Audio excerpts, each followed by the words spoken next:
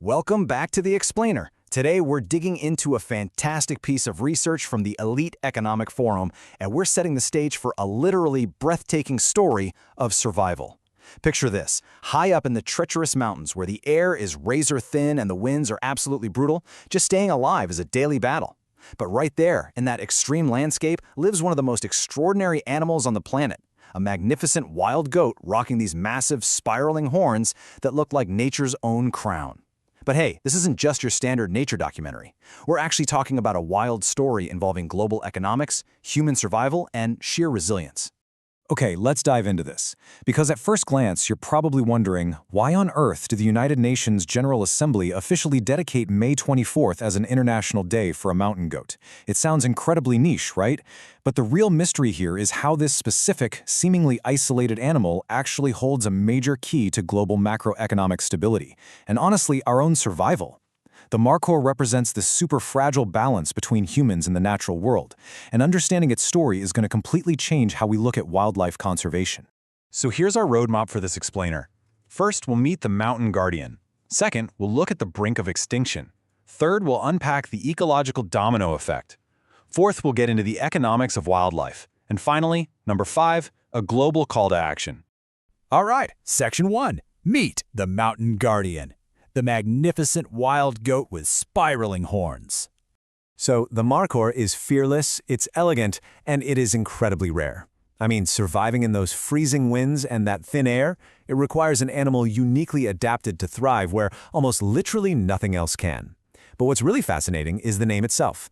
Markhor is believed to mean snake eater in Persian-related languages. Yeah, a snake eater. According to local folklore, people actually thought this goat would hunt down and eat snakes.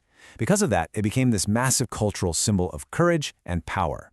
And establishing that emotional connection is key here, because we aren't just talking about an animal, it's a legendary, mythical figure in the cultural identity of the regions where it lives. Now, the Markhor is famously the national animal of Pakistan, but its geographic footprint is actually huge. It roams across a vast, unforgiving range that includes parts of Afghanistan, India, Tajikistan, and Uzbekistan.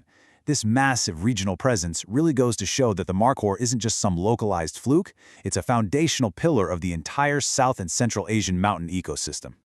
Moving on to Section 2. The brink of extinction, the tragic fall and inspiring rise. Let's move to and see how this builds, because we have to transition to the much darker part of this history. Just imagine a creature so rugged it survived harsh mountain winters for thousands of years, suddenly totally defenseless against modern human greed. Decades ago, the Markhor population absolutely plummeted. Those spectacular spiral horns, they made them highly prized targets for wealthy trophy hunters. You throw in illegal hunting and habitat fragmentation, and whole populations were just silently vanishing. Scientists genuinely thought they were a lost cause, headed straight for total extinction. But then, in recent years, something amazing happened. We saw this unprecedented collaboration. Local communities, wildlife organizations, governments, they all banded together. They set up anti-poaching programs, but more importantly, economic incentive programs. And you know what? It worked. The recovery was so phenomenal that on May 24, 2024, the UN officially proclaimed the International Day of the Markhor to celebrate this massive conservation win. It's a powerful reminder. The Markhor proves that extinction is not always inevitable, and the source material highlights this deeply moving human element to back this up. Picture a kid growing up in a really remote mountain village. For generations, her family hunted wildlife just to scrape by and survive crushing poverty. But when these community-based conservation programs rolled into town, her dad transitioned from being a desperate wildlife hunter to a proud wildlife protector. Suddenly, the animal was no longer a dead trophy hunted for a quick buck. It became this symbol of long-term hope, bringing real stability, ecotourism, and true dignity to their family. Which brings us to Section 3, the ecological domino effect, why ecosystems matter to everyone. Okay, so we're shifting our focus outward now, from the goat itself to the massive mountain environment it calls home. Scientists call the Markhor an indicator species. And here's the thing, this fragile mountain habitat, it connects directly to your world. If the Markhors are disappearing, it's a giant flashing warning sign that the mountain ecosystem is collapsing. And when mountain ecosystems collapse, well, floods increase, water shortages get way worse, global agricultural systems start to fail, and climate instability grows. But flip that around. When these ecosystems are protected, the climate is regulated, freshwater sources are secured, local biodiversity thrives, and millions of human livelihoods are sustained. So, to put it simply, if the Markhor's home collapses, our global water and food systems are going right down with it. Let's get into Section 4, the economics of wildlife. A surprise pivot to economic strategy. Now, this is where the narrative really flips on its head. Protecting the Markhor isn't just about feeling warm and fuzzy or traditional environmentalism. We are talking about hard, pragmatic economic policy. The old model was basically a downward spiral. Animals were treated as dead trophies or poached for really short-term gains. That locked local communities into poverty and destroyed the ecosystem. But the new model? It completely rewrites the financial stability of these remote communities. By viewing these animals as living assets, regions unlock massive ecotourism potential, which drives long-term economic stability and direct poverty reduction. So the crucial point is this quote, straight from our source. A living Markhor is economically more valuable than a dead trophy. This right here is the ultimate bridge between nature lovers and global economic strategists. Because when local populations actually get financial benefits from protecting wildlife, the whole dynamic shifts. They stop seeing these animals as targets for a quick payday, and they start fiercely protecting them as vital, long-term community assets. I mean, just look at the cascading economic benefits of mountain ecotourism. Saving just one rare species draws in photographers, researchers, and tourists from all over the globe. That injects cash directly into hospitality and lodging jobs, it builds out transportation networks, creates jobs for local guiding and outfitting services, and totally fuels local crafts and rural enterprises.